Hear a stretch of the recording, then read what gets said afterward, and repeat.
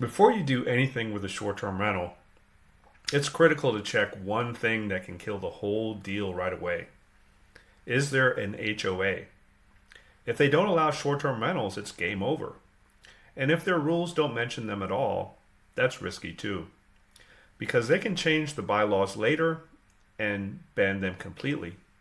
In this video, I'm going to walk you through the exact checklist I use to confirm the rules, starting with the HOAs and working all the way through city and county regulations, permits, taxes, and everything in between. So you know you're legal before you even spend a dollar. Plus, I'll share a few resources, including Airbnb's own compliance tools and a national site called Rent Responsibly. That makes this whole process way easier. I had a friend who learned this lesson the hard way. She set up a beautiful short-term rental, perfect design, great reviews, rolling in, everything was great. Then one morning she opened her mailbox and found a letter from her HOA. Turns out short-term rentals weren't allowed in her neighborhood. She had to shut the whole thing down overnight and lost months of income. That's why I always say before you buy furniture or take pictures, before you even think about listing, start with the rules. It's not the fun part, but it's what keeps your business safe and sustainable long term. So let's start with the first thing to check into, the HOA. If your property is in a homeowners or a condo association, this should be the very first thing that you check. Most HOAs either ban short-term rentals completely or restrict them to 30 days or longer. Even if they don't mention them at all, that's a red flag. It means they could add a rule at any time and shut you down. So read the bylaws or just call the HOA manager and ask if short-term rentals are allowed. And if they are, get it in writing. If the HOA says no, just move on to another property. No city permit will save you if your HOA says no. Once you've cleared that hurdle, the next step is to figure out who actually governs your property, the city or the county. This part trips people up all the time. If you're inside city limits, the city rules apply. If you're outside those limits, you'll be dealing with the county regulations instead. You can usually check this by typing your address into your county's GIS map or calling the city hall or county planning office and asking, is this property inside city limits or unincorporated? Every area is different. Some cities are strict, some counties have zero rules, and some have both layers you'll need to follow. So don't assume, confirm. Next, let's talk about how to actually research those local laws. Start by visiting your city or county website and typing in short-term rental, Airbnb, or vacation rental into the search bar. You're looking for sections labeled planning and zoning, licensing, or sometimes just short-term rentals.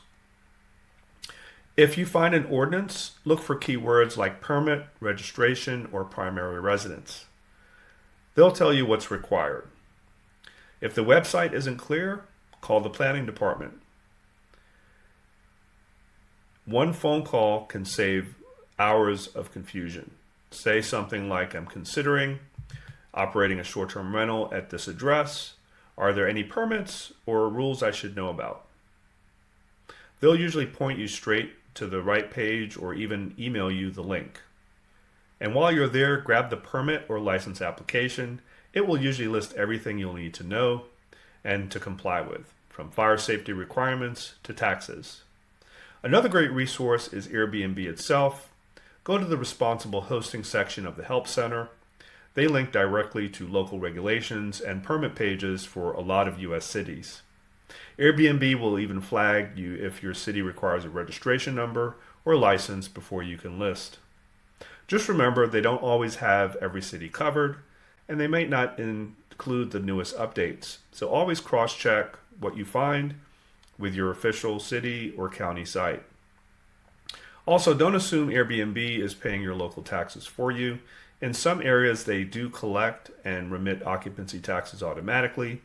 In others, it's on you. So double check that too. Now, there's another resource that's really helpful, a national nonprofit called Rent Responsibly. They have a directory of local short-term rental advocacy groups and nonprofit associations all over the country. You can find these groups that are specific to your city or state that share updates on new ordinances, proposed restrictions, and permit changes. If you want to stay ahead of the curve, this is the best way to do it. All right, so what kind of rules should you expect to find? Let's go through some of the big ones. Sometimes city only allows short-term rentals if it's your primary residence.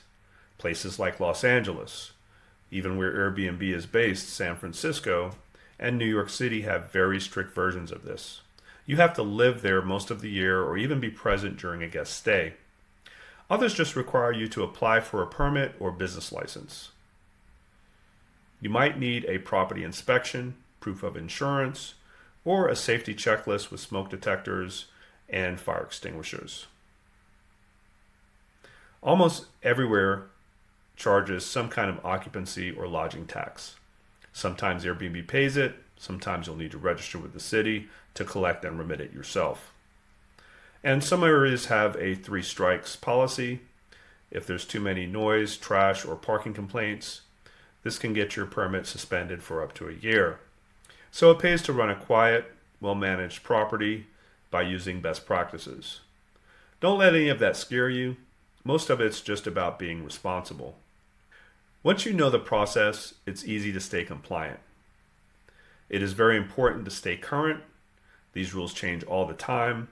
Set a reminder once or twice a year to check your city or county website for updates. Join a local host Facebook group or a state STR association to stay informed. If something's unclear, or if you plan to manage multiple properties, consider consulting a local attorney who understands STR law. They can also help you interpret the gray areas and keep you safe. The key takeaway here, play by the rules. It's always better to know the law up front than to deal with fines or shutdowns later. Once you've gone through this checklist, you'll know exactly what's allowed and you'll be able to operate confidently. Now that you know how to research and confirm short-term rental regulations, you'll be one step ahead of most new hosts.